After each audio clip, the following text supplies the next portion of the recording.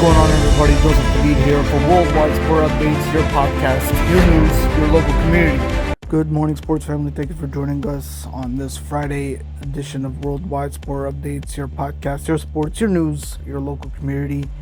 It is Friday, December 8th, 2023. How's everybody doing this morning? Thank you, world and sports family, for joining us by searching us on youtube.com WWSUP by Joey for all the latest daily sports updates that you may have missed. We're always here, dedicated, committed, and of course we love our sports as much as you do, so we stay up to date on current events just to drop them and fill you in on what's going on. Alright, so wherever you may be, ladies and gentlemen, it is TGIF. Hopefully closing out the work week and the school week and get ready for this upcoming weekend. We're going to go over what transpired this past week in sports. And we're going to start off with some Major League Baseball news. Ladies and gentlemen, New York Yankees just did the impossible become possible. And I don't know how they did it. I mean, the salary cap is starting to become like a video game. Like, where did they get the money to land a blockbuster trade here from the San Diego Padres? Excuse me. Yeah, from the San Diego Padres. Sorry. Let's get right to that information though. The Yankees get Juan Soto in a blockbuster trade with the Padres. Again, I'm a little bit puzzled and mind-boggling here how the heck they did it. Alright, for months the Yankees have envisioned Juan Soto had in their pine strips, pondering the sight of one of the world's most productive sluggers taking aim at Yankee Stadium, inviting right field porch. The tantalizing fantasy is about to become reality. Soto is officially heading to the Bronx, acquired by the Yankees from the Padres on Wednesday night as part of a blockbuster 7-player trade that was the talk of baseball's winter meetings at the Gaylord Opryland Resort and Convention Center. Here are the trade details. Yankees, they receive outfielder Juan Soto and outfielder Trent Grisham. Padres, however, received right-handed pitcher Michael King, right-handed pitcher Johnny Barreto, right-handed pitcher prospect Drew Thorpe, number 99 in MLB, right-handed pitcher prospect Randy Vasquez, and number 13, who's number 13 on the Yankees, and catcher Kyle Higashioka. Yeah.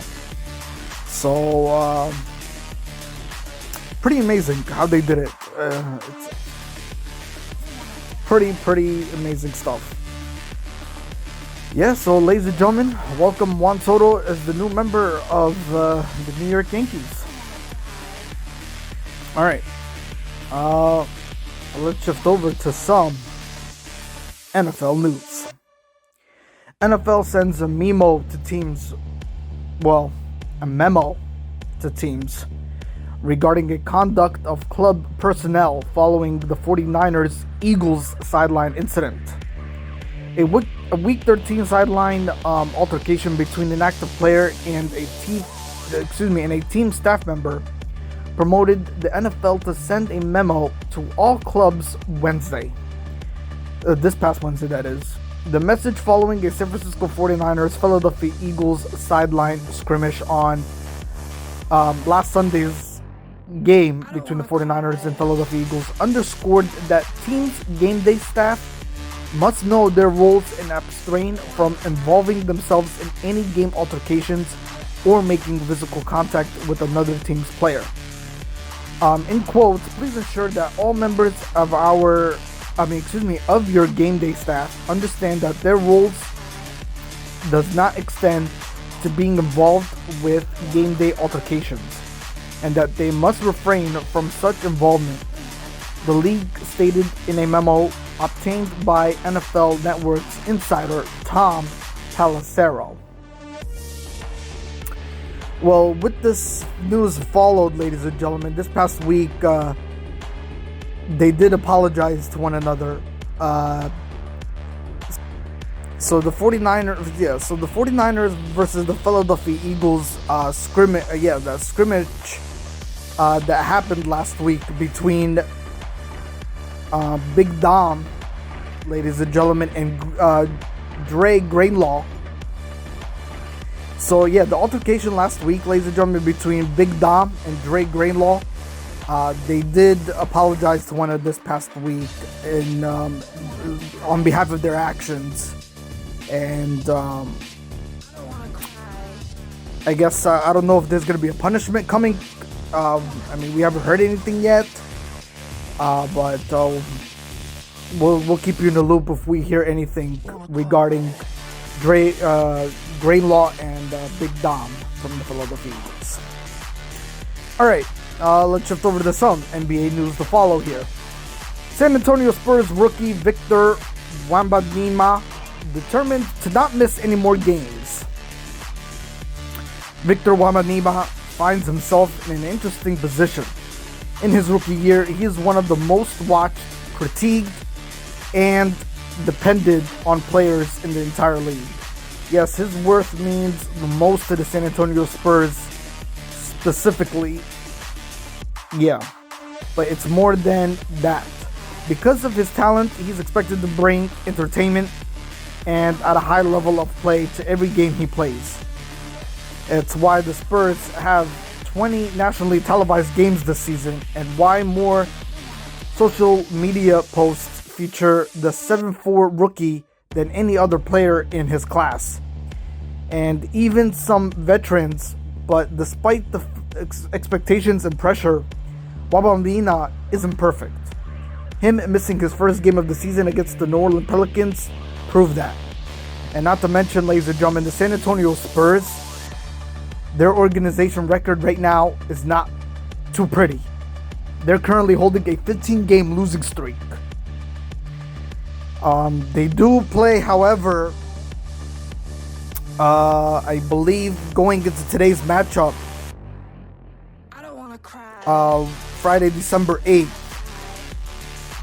Yeah, they do have a game tonight against, they'll be actually hosting the Chicago Bulls, who are 9, I believe. The Chicago Bulls are currently 8-14 on the standings in the Eastern Conference, while the San Antonio Spurs hold a record of 3-17 on the standings in the Western Conference.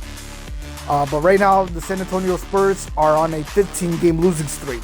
Will they get a win and break that losing streak? We shall find out when they host the Chicago Bulls later on tonight at 8:30 p.m.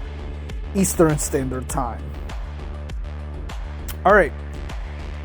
More NBA news to follow here. NBA Commissioner Adam Silver, that is, offers a stern warning to CP3 and Scott Foster.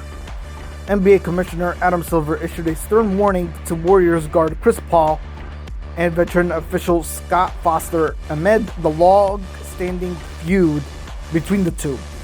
While being interviewed Wednesday on SiriusXM NBA Radio, Silver detailed what the league's conversations have been like with Paul and Foster, while revealing what the expectation is moving forward for the pair. In quotes, if you have there two veterans who are the best at what they do, Silver said on, Scott is one of the most respected NBA officials, one of the highest rated NBA officials, which is why he referees in our final games. Of course, Chris Paul's track record speaks for itself. Alright, let's shift over to some NHL hockey news. Connor Bedard is living up to the hype, but the Blackhawks remain one of the NHL's worst teams. Now asked how he processes losing, well, Connor Bedard recalled one of his seasons with the Regina Pats, his junior hockey team in Canada. He didn't have to look back very far. After all, the rookie center just turned 18 in July. In quotes, I remember my 16 year in regular. I remember my 16 year in regular we didn't make playoffs and had a slow patch kind of similar to what we've had right now. Just at the start of the year, he said in quotes, it was pretty slow. We had a losing streak and stuff. It sucks. You never want to lose games. In quotes, we know we're a better team than what our record shows. We just got to keep coming to the rink every day and being positive and trying to get better. And hopefully that shows in the win column, in quotes. The biggest problem for Chicago is its lack of scoring punch. Even with Bedard in the fold, heading into Wednesday's NHL slate, the Blackhawks ranked 30th in the league with 59 goals, and its power play was 29th at 10.7 percentage. They have scored 6 times during their current slide. The Blackhawks tried to address their lines in the offseason, bringing in veteran forwards Taylor Hall, Corey Perry, and Falangino. But Hall is out with a season-ending knee injury, and Perry was cut for violating team conduct policies. Alright, let's shift over to some Major League Soccer news here. We're going to talk about Major League Soccer. We usually don't talk about Major League Soccer much here on this podcast, but we're going to talk about it anyway because we got some news to follow. Inter Miami to exploit MLS loophole to seal Luis Suarez and Lionel Messi's reunion. Inter Miami are set to exploit a MLS loophole to sign veteran striker Luis Suarez to reunite him with Lionel Messi. Suarez recently played his final home game for Brazilian club Grêmio, bidding an emotional goodbye to their adoring fans. The Uruguayan is closing in on a deal with Inter Miami, although personal terms are yet to be agreed as Grêmio concludes the season against Fluminense this week. One of Messi's closest friends after the pair starred together at FC Barcelona. Suarez is expected, ladies and gentlemen, to join the 8-time Ballon d'Or champion in Miami on a 1-year deal. For David Beckham's club, there are multiple ways they could execute the signing of Suarez with various benefits. MLS teams are allowed to sign 3 players above the salary cap, assigned as designated players.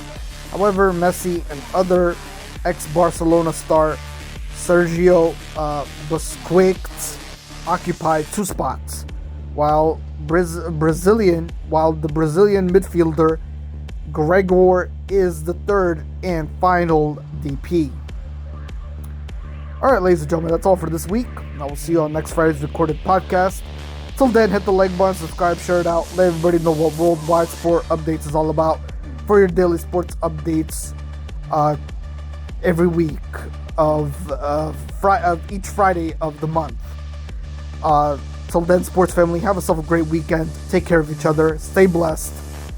And we will talk next Friday. This is Joseph Hadid for Worldwide Sport Updates, your podcast, your sports, your news, your local community. We'll see you next Friday. Take care of each other, sports family. Have yourself a great weekend.